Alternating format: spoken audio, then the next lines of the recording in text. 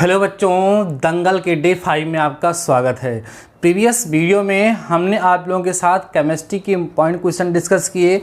उसके पहले मैंने आपको बल आघूर्ण चैप्टर पढ़ा दिया है। आशा करते हैं कि आप लोगों ने दोनों के दोनों वीडियो को कंप्लीट देख लिया होगा।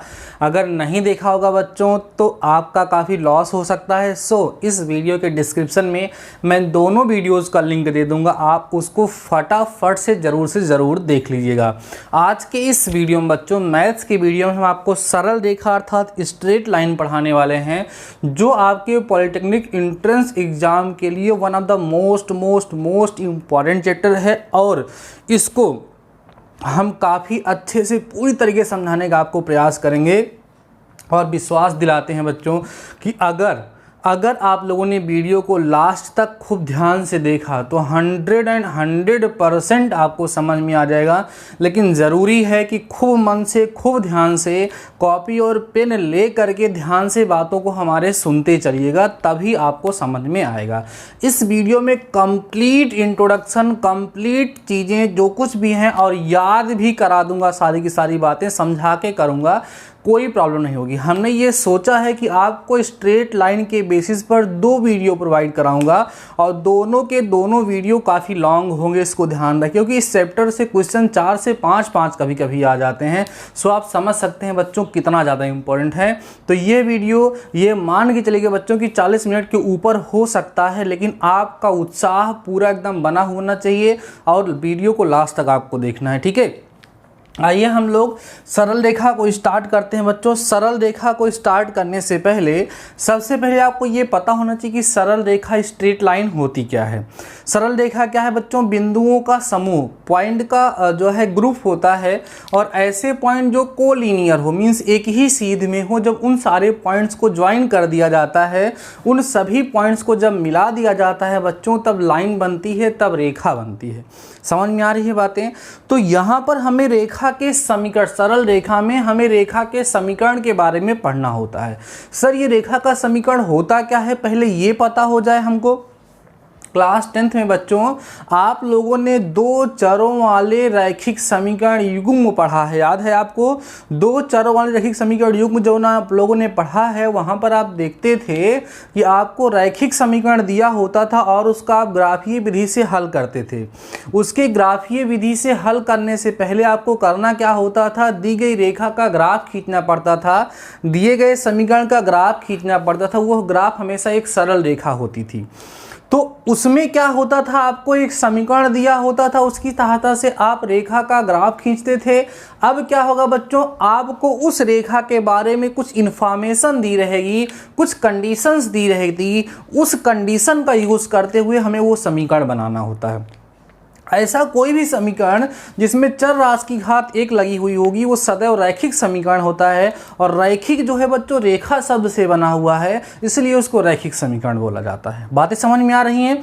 तो आइए हम लोग स्टार्ट करते हैं। सबसे पहले बच्चों हमें यहाँ पढ़ना है किसी रेखा की प्रवणता क्या होती है, slope of a line. 1 by 1 करके सारे कंसेप्ट को कवर करते हुए चलूंगा। उसके पहले आपको बताएं बच्चों कि हमने एक वीडियो प्लान किया था, जिसमें आपने पढ़ा था निर्देशांक ज्यामिति क्या होती है, कोऑर्डिनेट ज्योमेट्री, जिसमें मैंने दूरी का सूत्र, विभाजन का सूत्र, ठीक है, सेक्शन फार्मूला जिसको कहते हैं, ट्रायंगल का एरिया, ये सारी की सारी बातें वहां पर हमने डिस्कस की थी। उस वीडियो को भी देखना बहुत जरूरी, क्योंकि वो सारी की सारी चीज़ें यहाँ पर बच्चों यूज़ होंगी। तो आशा करते हैं कि आप लोगों ने देखा होगा, नहीं देखा होगा तो आप देख लेंगे, ठीक है।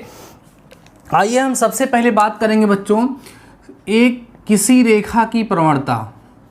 किसी रेखा की प्रवणता या रेखा की प्रवणता का क्या मतलब होता है, ठीक है। रेखा की प्रवणता क्या होता है बच्चों, ये हम लोग डिस्कस करेंगे, ठीक है। कहते हैं इंग्लिश में स्लोप ऑफ अ लाइन।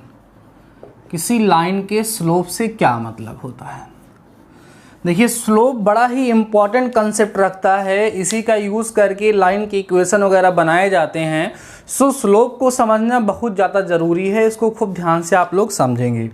देखो बच्चों, जैसे ये हमारा कार्टेशियन सिस्टम है, ठीक है, ये हमारा x डैश है और ये बच्चों हमारा y डैश है। मान लीजिए ये हमारे पास कोई लाइन है, इस तरीके से जा रही है, तो बच्चों ये लाइन एक्स एक्सिस के पॉजिटिव डायरेक्शन से मान लीजिए थीटा एंगल बना रही। देखो हमने क्या बोला, एक्स एक्सिस के पॉजिटिव डायरेक्शन से, कहाँ से बच्चों, एक्स एक्सिस के पॉजिटिव डायरेक्शन से जो एंगल कोई लाइन बनाती है वो बच्चों उस लाइन का झुकाव कहलाता है। क्या कहलाएगा, झुकाव, जिसको इंग्लिश में हम इंक्लिनेशन कहते हैं। क्या कहते हैं, इंक्लिनेशन कहते हैं। और इस थीटा के टैन की वैल्यू मीन्स जो टैन थीटा होती है, यही बच्चों रेखा की प्रवणता कहलाती है, यही इस लाइन का स्लोप कहलाता है।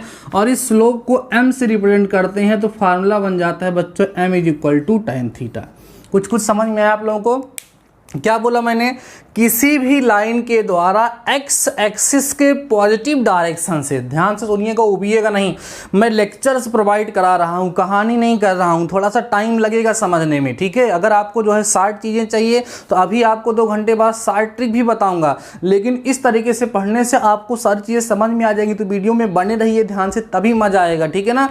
तो क्या बताया हमने, किसी भी लाइन के द्वारा एक्स एक्सिस के पॉजिटिव डायरेक्शन से एक्स अक्ष की धनात्मक दिशा से बनाया गया कोण उस लाइन का, उस रेखा का झुकाव कहलाता है। और उस कोण के टैन की वैल्यू जो होती है बच्चों, वो उसका प्रवणता कहलाती है, जिसको हम m से दिखाते हैं। तो m = tan थीटा यहाँ पर हमें मिल जाता है। ऐसे बहुत सारी लाइन जा सकती हैं। जैसे बच्चों एक लाइन कोई हो सकती है यहाँ से जाए तो एंगल कहाँ से बनेगा, एक्स एक्सिस के पॉजिटिव डायरेक्शन से, देखो ये बन रहा है।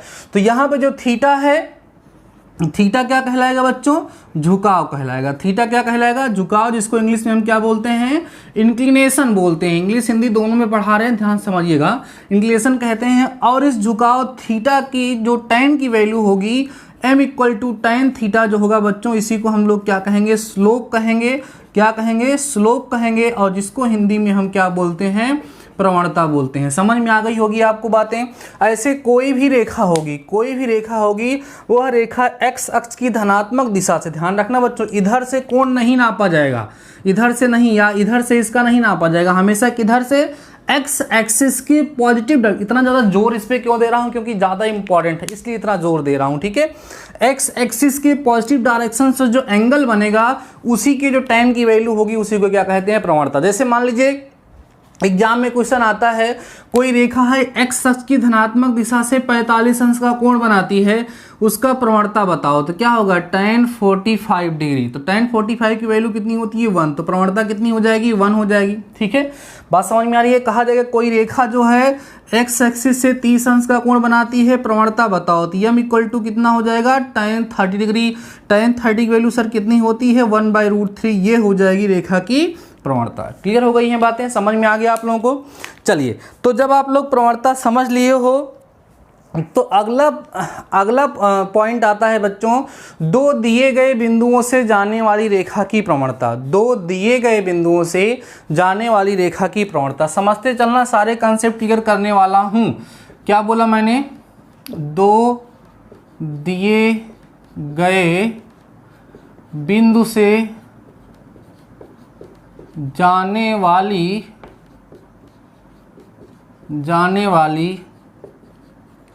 रेखा की प्रवणता।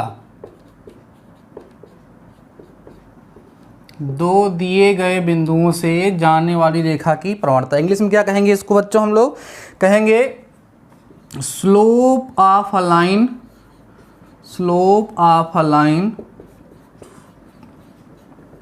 पासिंग थ्रू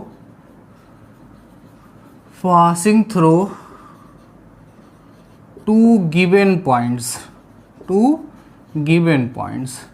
2 दिए गए पॉइंट से होकर जाने वाली लाइन का स्लोप क्या होता है, उसकी प्रवणता क्या होती है, उसको हम लोग कैसे फाइंड कर सकते हैं, ये हम लोग डिस्कस करेंगे, ठीक है बच्चों।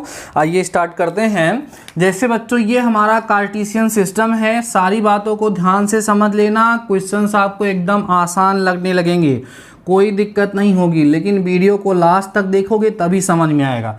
एक्स एक्स डैश और वाई वाई डैश, ये हमारा कार्टेशियन सिस्टम है। मान लो बच्चों यहाँ से कोई लाइन इस तरीके से जा रही है और इस लाइन पर हमें 2 पॉइंट पता हैं। एक पॉइंट मान लो बच्चों यहाँ पर x2, y2 यहाँ है, और बच्चों यहाँ पॉइंट है x1, y1, ठीक है। ये पॉइंट ए है और ये पॉइंट बी है। ध्यान से सुनिएगा हमारी बात को। हमने क्या बोला, ये हमारा कार्टेशियन सिस्टम है। यहाँ से एक लाइन इस तरीके से जा रही है, एक लाइन यहाँ पर है, और ये बच्चों एक्स एक्सिस के पॉजिटिव डायरेक्शन से सपोज करो थीटा एंगल बना रही है, और हमें इस लाइन पर दो पॉइंट x1 y1, यहाँ पर क्या होगा बच्चों x1 y1 और यहाँ x2 y2 दो पॉइंट दिए हुए हैं। अब अगर हमें इसकी प्रवणता निकालनी हो, मीन्स हमें tan थीटा की वैल्यू निकालनी हो, तो उसका फार्मूला होता है बच्चों y2 माइनस y1 अपान x2 माइनस x1, और इसी tan थीटा को m भी कह सकते हैं। तो y2 माइनस y1 अपान x2 माइनस x1 यहाँ पर हो जाएगा। समझ में आ रही हैं बातें, कोई दिक्कत तो नहीं है। जैसे कह दिया जाए कि कोई रेखा है जो 1,2 तथा 3,4 से होकर जाती है। एक रेखा है जो 1,2 और 3,4 से होकर के जाती है, उस रेखा की प्रवणता बताओ। तो कैसे बताओगे, m equal to y2 minus y1 minus, यहाँ हो जाएगा y2 मतलब 4, y1 माने 2, 4 माइनस 2 अपान 3 माइनस 1, तो 4 माइनस 2 2, यहाँ पर भी 2 कट के कितना आया 1, तो इसका मतलब m इक्वल टू कितना आ गया बच्चों 1 आया। कभी कभी पूछ लेगा कि उसकी प्रवणता के साथ साथ ये भी बता दो कि वो x अक्ष की धनात्मक दिशा से कितना कोण बना रही है। तो बच्चों ये जो m मिला है मीन्स tan थीटा मिला है ना, tan थीटा की वैल्यू आपको कितनी दी गई 1 दी गई है। तो बताओ tan की वैल्यू 1 कहाँ होती है सर, tan 45 डिग्री की वैल्यू 1 होती है, तो थीटा इक्वल टू 45 डिग्री आ जाएगा। तो दोनों बातें यहाँ से पता चल जाएंगी कि उस रेखा की प्रवणता क्या है, और साथ ही साथ वह रेखा x अक्ष की धनात्मक दिशा से कितना कोण बना रही है। दोनों बातें समझ में आ गई। रेखा की प्रवणता क्या होती है, और अगर कोई रेखा किसी दिए गए दो बिंदुओं से होकर के जा रही है बच्चों, तो उस रेखा की प्रवणता हम लोग कैसे ज्ञात करेंगे, ये हमने आपके साथ डिस्कस कर लिया। अब हमारा टॉपिक होगा बच्चों रेखा के विभिन्न रूप। कोई भी रेखा अलग अलग कंडीशन के बेसिस पे, अलग अलग सिचुएशन पर के बेसिस पे उसके समीकरण को अलग अलग नाम दिया गया है, जिसके बेसिस पे एग्जाम में क्वेश्चन आप लोगों से पूछे जाते हैं, उसको हम लोग डिस्कस करेंगे। लेकिन उसके पहले ज़रूरी है कि इतनी सारी बातें आप अपनी कॉपी नोट कर लें, देन हम आपके साथ डिस्कस करते हैं रेखा के विभिन्न रूप के बारे में, different forms of line. So before that pass the video and note down. तो आइए बच्चों हम लोग बात करेंगे सरल रेखा के समीकरण के विभिन्न रूपों के बारे में। आशा करते हैं कि अभी इसके पहले जो कुछ भी मैंने आपको सिखाया वो सब कुछ समझ में आपको आ गया होगा। डियर स्टूडेंट्स खूब ध्यान से वीडियो में बने रहिए, सारे के सारे कंसेप्ट कवर हो जाएंगे। नहीं तो आप खुद बताइए समझ आ रहा है या नहीं आ रहा है, आपको कुछ अनुभव हो रहा है, कितनी गर्मी में खड़े होकर के आपके लिए वीडियोज़ रिकॉर्ड कर रहे हैं। सो आपको पूरी मेहनत से उसको पढ़ना। अच्छा एक बात ये है, अगर नहीं समझ में आ रहा है तो नहीं पढ़ना है, अगर समझ में आ रहा है देन उसको आपको जरूर पढ़ना और समझना है। और आज तो टीचर्स डे है, आज शिक्षक दिवस है, आज तो आपको मेरी बात माननी ही पड़ेगी। तो आइए बच्चों हम लोग डिस्कस करते हैं रेखा के समीकरण के विभिन्न रूप। टॉपिक होगा सरल रेखा, बोलते हैं बच्चों इसको हम लोग, सरल रेखा जिसको बोलेंगे स्ट्रेट लाइन। सरल रेखा के समीकरण, सरल रेखा के समीकरण के विभिन्न रूप के बारे में हम लोग यहाँ डिस्कस करेंगे। सभी रूपों को समझाएंगे, फिर हम उनको किस तरीके से यूज़ करते हैं वो भी हम डिस्कस करेंगे बच्चों। इसको हम लोग बोलेंगे डिफरेंट फॉर्म्स ऑफ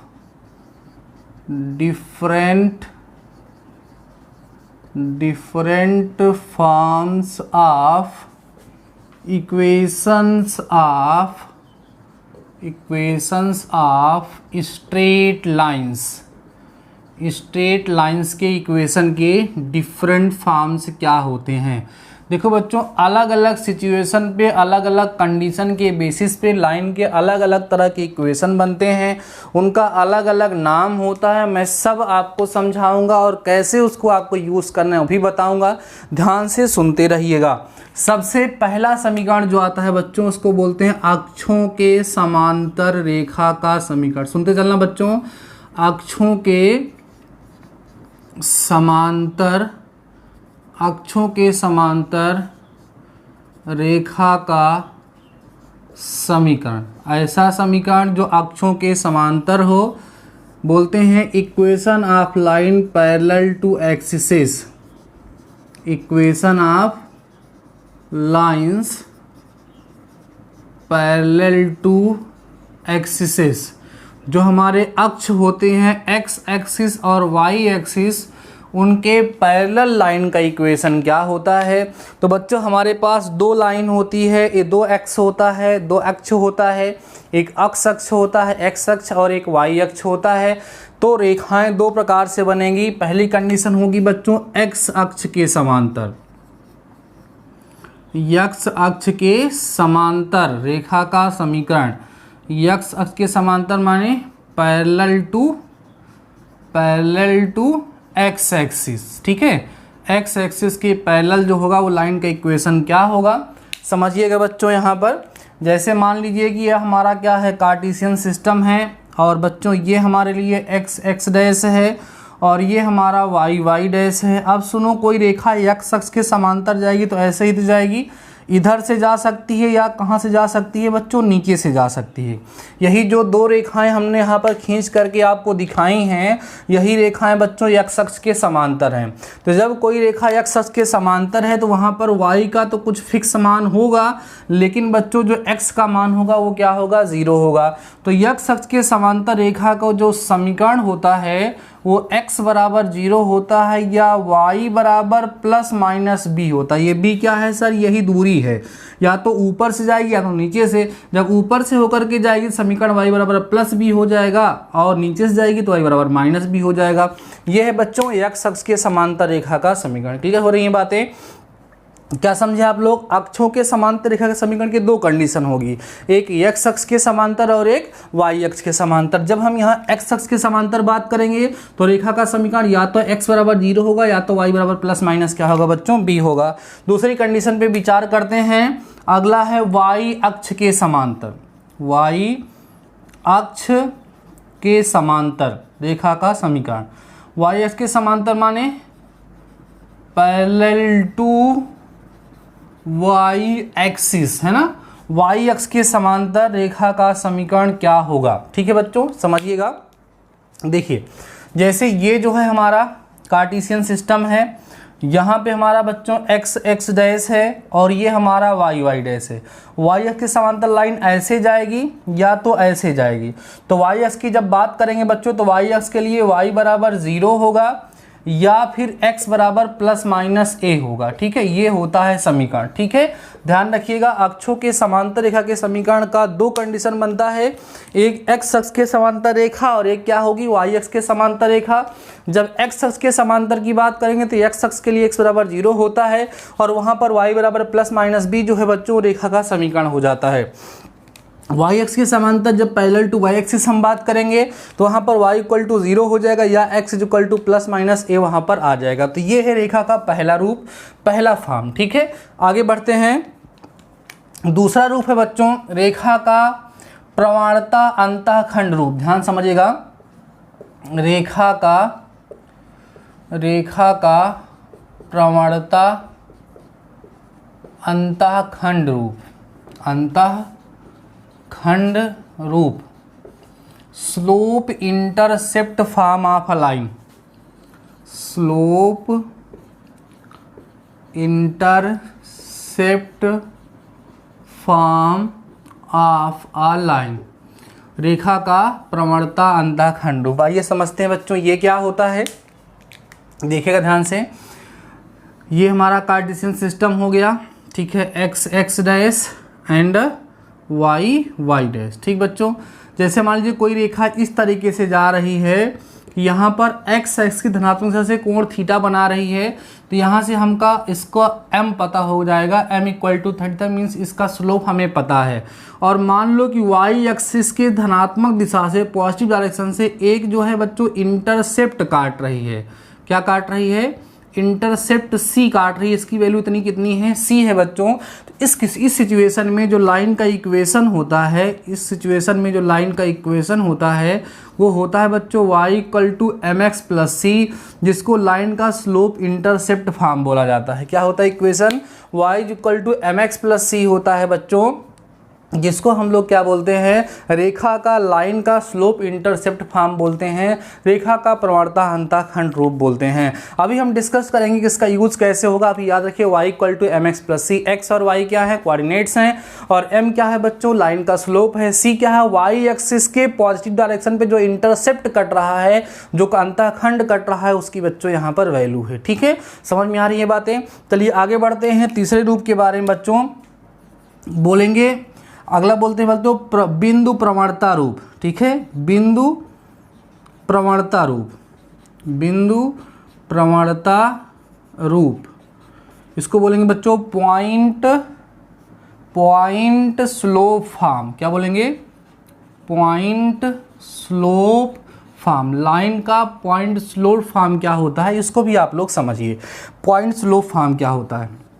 ठीक है, समझिए बच्चों, यहाँ पर क्या होता है, जैसे हमारे पास ये हमारा कार्टेशियन सिस्टम है। ठीक है बच्चों, और ये हमारे लिए x, ये हमारे लिए y एक्सिस है, y डैश, ये x एक्सिस है।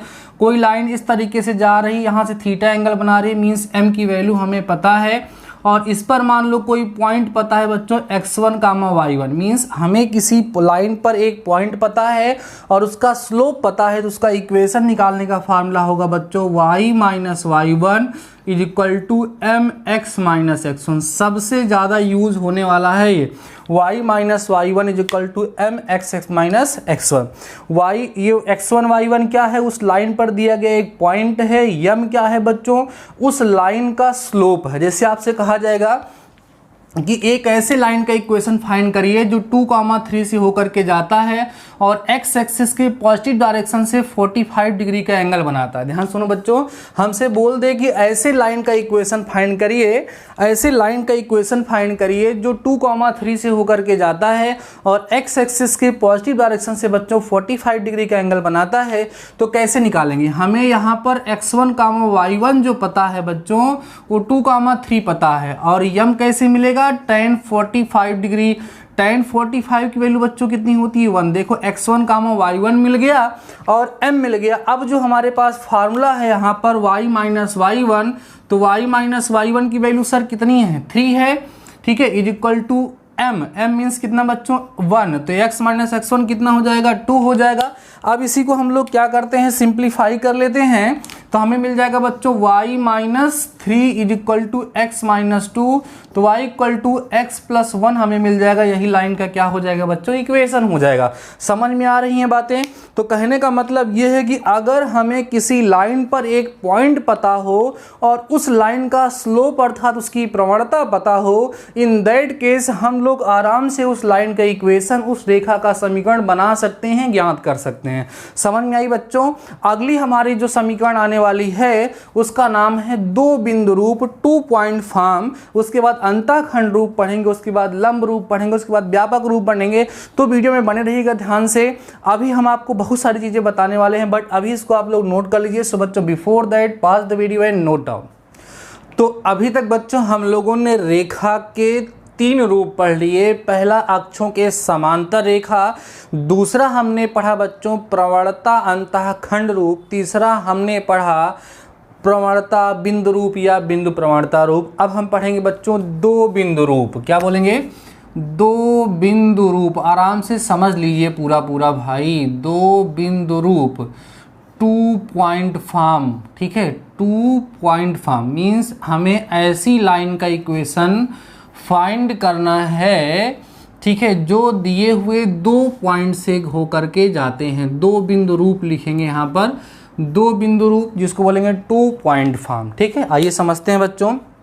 देखो, जैसे ये मान लीजिए कि आपका x डैश है और ये बच्चों y डैश है। कोई लाइन इस तरीके से जा रही है, इस पर 2 पॉइंट हमें दिए हैं। एक पॉइंट A है जिसका कोऑर्डिनेट x1, y1 हमें दिया हुआ है, और दूसरा पॉइंट यहाँ पर B है जिसका कोऑर्डिनेट x2, y2 दिया है। तो हमें अगर इस लाइन का इक्वेशन फाइंड करना है, इसका समीकरण ज्ञात करना है, तो इसका जो समीकरण होता है बच्चों वो होता है y - y1 = y2 - y1 अपान x2 - x1 into x - x1। ये होता है बच्चों टू पॉइंट फॉर्म या दो बिंदुओं से होकर जाने वाली रेखा का समीकरण। कुछ दिखाने का प्रयास करते हैं बच्चों। अभी आप लोगों ने वन पॉइंट फॉर्म पढ़ा, एक बिंदु रूप अभी मैंने आपको समझाया, वहाँ मैंने समझाया था एक बिंदु रूप होता है y minus Y one is equal to M X minus X one. अभी थोड़ी देर पहले हमने आपको m की वैल्यू निकालने का फार्मूला पढ़ाया था, यही था, थोड़ा देखिएगा बच्चों। y2 minus Y one upon x2 minus X one m को फाइंड करने का फार्मूला होता है।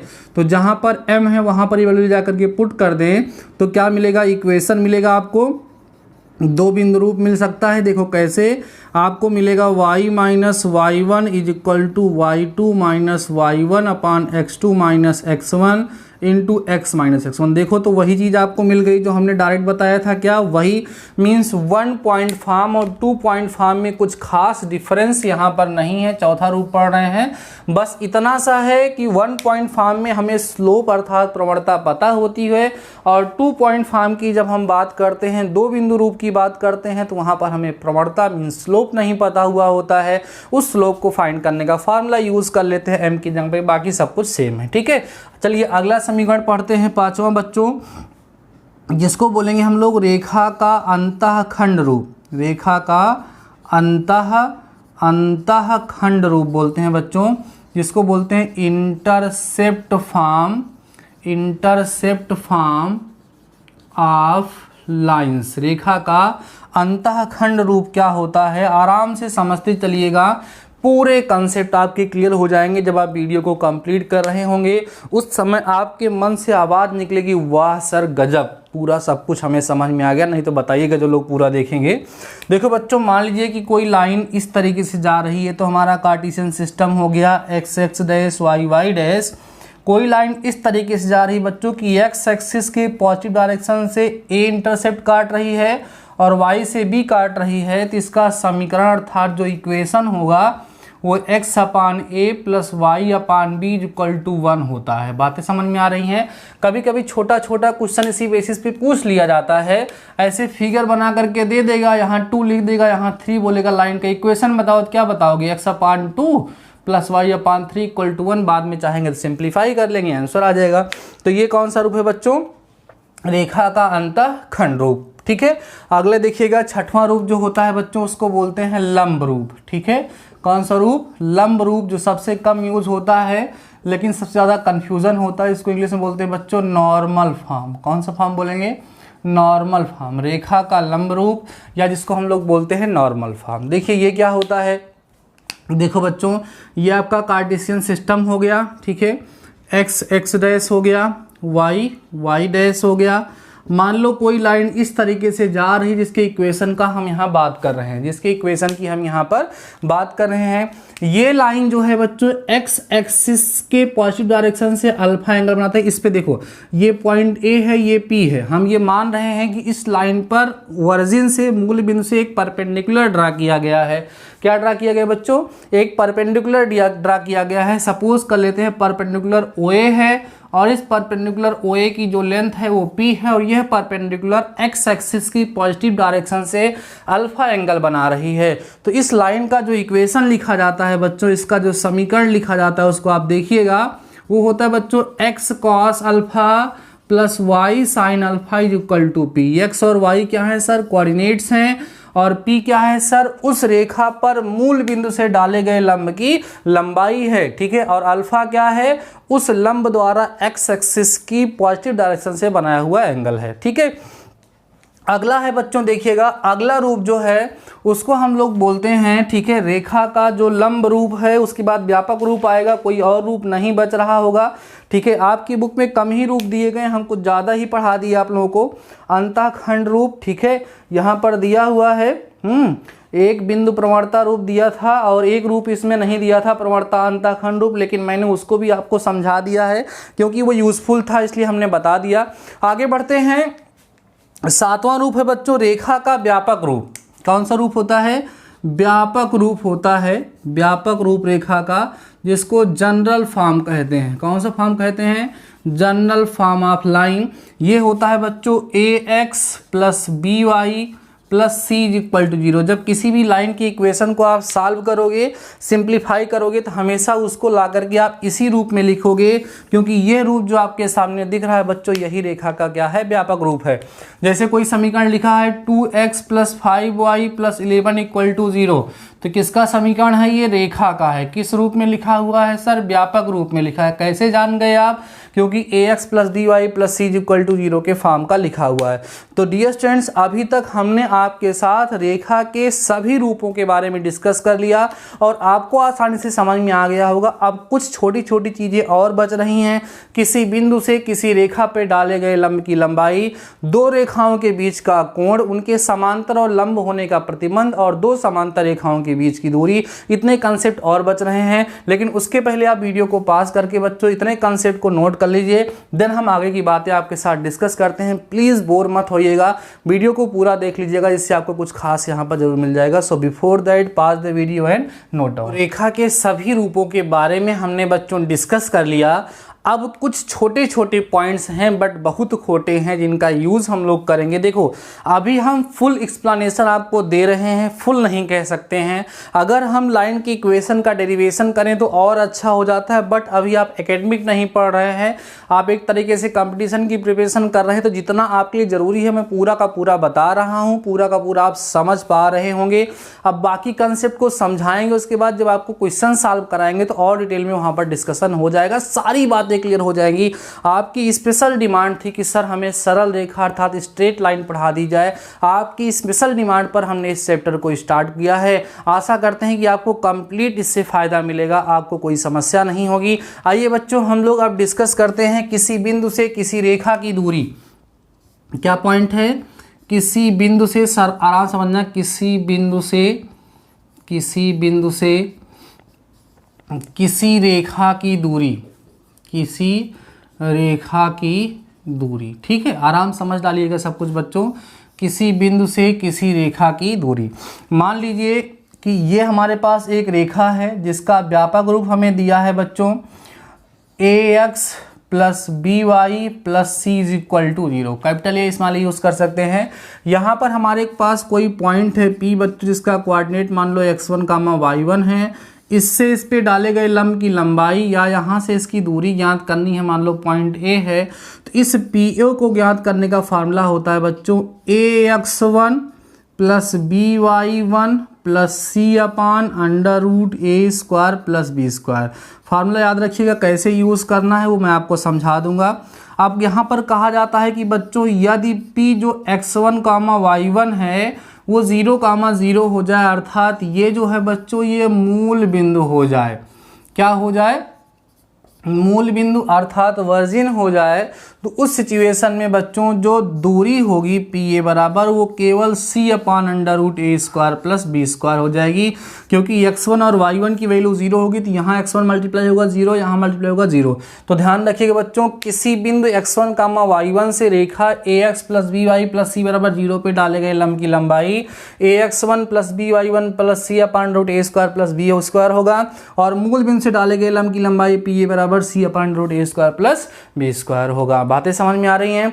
आगे बढ़ते हैं। अगला पॉइंट है बच्चों दो समांतर रेखाओं के बीच की दूरी। क्या पढ़ना है, दो समांतर रेखाओं के बीच की दूरी, बहुत इंपॉर्टेंट है। दो समांतर रेखाओं के बीच की दूरी, अगर हमारे पास दो रेखाएं समांतर दी गई हैं तो उनके बीच की दूरी क्या होगी, डिस्टेंस बिटवीन टू पैरेलल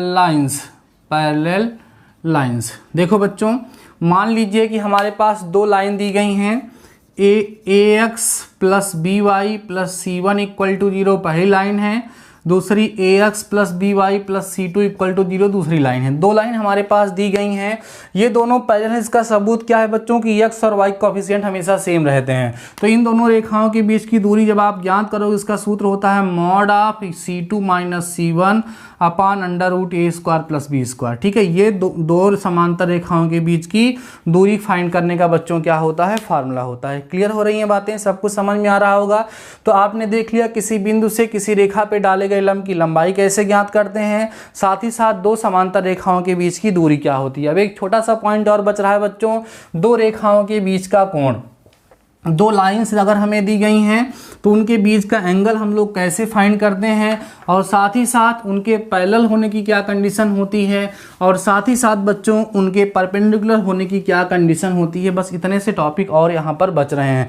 तो हम लोग क्या पढ़ेंगे अब, दो रेखाओं के बीच का कोण, दो रेखाओं के बीच का कोण, ठीक है, एंगल बिटवीन टू लाइंस बोलेंगे हम लोग यहाँ पर, एंगल बिटवीन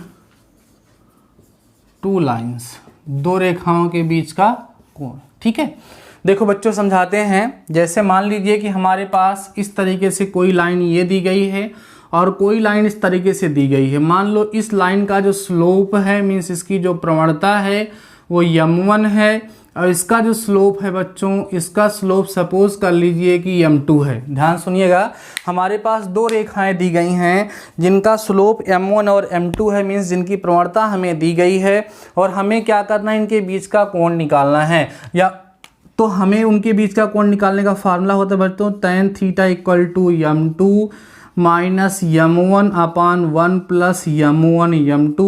ये दो रेखाओं के बीच के कोण को फाइंड करने का फार्मूला होता है। आर हम थीटा इक्वल टू यहाँ लगा देते हैं tan इनवर m2 माइनस m1 अपान में 1 प्लस m1 m2। सही चीज़ तो ये है बच्चों कि यहाँ पर मॉड लगा हुआ होता है।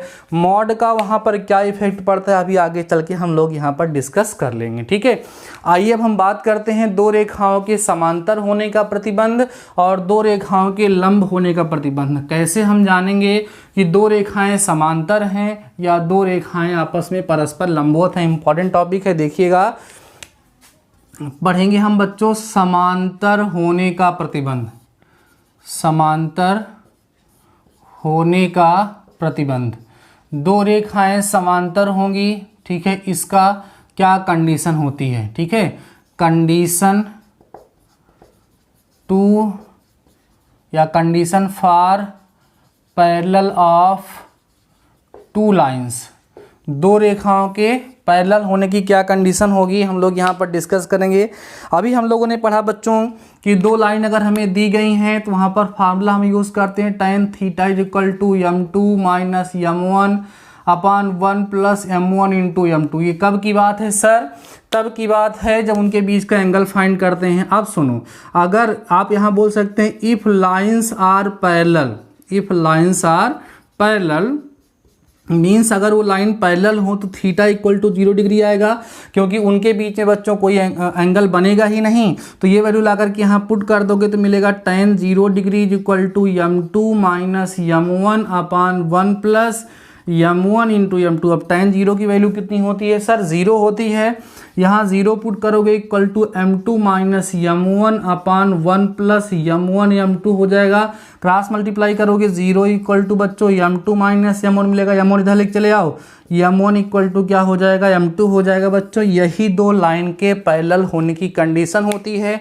मीन्स फाइनली हम लोग ये बोल सकते हैं कि अगर दो लाइंस आपस में पैरेलल हैं, अगर दो लाइंस आपस में पैरेलल हैं तो उनकी जो स्लोप होगी, उनकी जो प्रवणताएं होंगी आपस में बच्चों क्या होंगी? इक्वल होंगी। अभी हम लोग इसका यूज़ करेंगे आगे चल के। अब है बच्चों लंब होने का प्रतिबंध। लंब माने परपेंडिकुलर, लंब होने का प्रतिबंध। अब हम ये बताएंगे कि कैसे हम लोग जानेंगे बच्चों कि दो लाइन क्या हैं? परपेंडिकुलर हैं, दो लाइन परस्पर लंबवत हैं। ये हम लोग कैसे जानेंगे?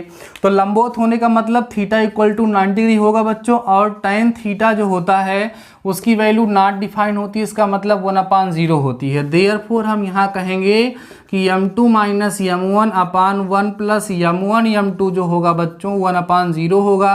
क्रॉस मल्टीप्लाई करोगे यहाँ 0 आ जाएगा, 1 प्लस m1 m2 करेगा, तो यहाँ से m1 into m2 equal to आप -1 लिख सकते हैं। तो फाइनली दोनों रिजल्ट हमको यहाँ से मिल गया कि अगर दो रेखाएं पैरेलल होंगी, समांतर होंगी, तो उनके जो स्लोप्स होंगे, उनके जो प्रवणताएं होंगी होंगी बच्चों वो आपस में बराबर होती हैं, इक्वल होती हैं। और अगर दो लाइंस हमें ऐसी दी गई हैं जो परपेंडिकुलर हैं तो उनके स्लोप्स जो होते हैं, उनके जो प्रवणताएं होती हैं, उनका प्रोडक्ट, उनका गुणनफल -1 के इक्वल होता है। तो डियर स्टूडेंट्स, आपके सिलेबस में जितने सारे कंसेप्ट दिए गए थे वो सारे के सारे कंसेप्ट मैंने एक ही वीडियो में कवर कर दिया है। वीडियो अगर आप लोगों ने लास्ट तक देखा है तो मुझे जरूर बताइएगा क्या आप लोगों को सारी बातें समझ में आ गई हैं या कहीं पर कोई डाउट्स हो रहा है। तो नेक्स्ट वीडियो में हम कम से कम 20 से 25 क्वेश्चन आपको सरल रेखा के सॉल्व करवाएंगे, जो ऐसे क्वेश्चन सॉल्व कराएंगे जो कभी न कभी एग्जाम में पूछे गए हैं और विद लॉजिक उसको समझाएंगे। लेकिन उसके पहले जरूरी है जितने भी फार्मूले, जितने भी कंसेप्ट मैंने आपको सिखाया वो समझ में आ गया हो। तो आप कमेंट्स में जाकर के जरूर बताइएगा कि सर हमने वीडियो को लास्ट तक देख लिया है और जो भी बातें आपने बताई है 100% हमें समझ में आ गई है, अब हम क्वेश्चन को आसानी से सॉल्व कर सकते हैं। तो डियर स्टूडेंट्स, आज के इस वीडियो में बस इतना ही। शानदार रहिए और पढ़ते रहिए। मिलते हैं नेक्स्ट वीडियो के साथ, तब तक अपना ख्याल रखिए।